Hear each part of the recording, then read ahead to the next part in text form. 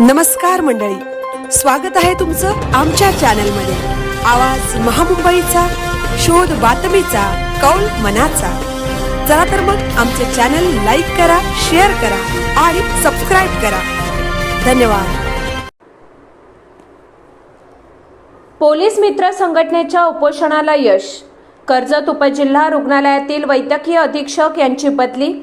Police मित्र संघटनेच्या वतीने कर्जत येथील उपजिल्हा रुग्णालय वैद्यकीय अधीक्षक डॉक्टर विजय मस्कर यांच्या मनमानी व गैरकारभाराची चौकशी आणि कायदेशीर कारवाई करण्यात यावी यासाठी सुरू असलेल्या उपोषणाची यशस्वी सांगता झाली आहे।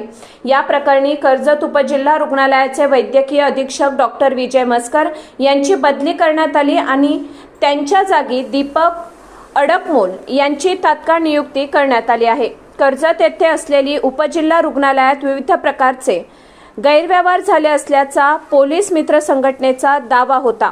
त्यानुसार पोलीस मित्र संघटनेने प्रदेश उपाध्यक्ष रमेश कदम यांच्या नेतृत्वाखाली उपोषण सुरू केले होते। कर्जत येथील लोकमान्य टिळक चौकात आयोजित उपोषणाच्या तिसऱ्या दिवशी वैद्यकीय अधीक्षक डॉक्टर मस्कर यांच्या मनमानी व गैरकारभाराची फेर चौकशी करण्यात येणे कामी तज्ज्ञ समिती स्थापन करण्यात आली असून त्या समितीकडून चौकशी करून कायदेशीर कारवाई करण्याचे लेखी आश्वासन देण्यात आले।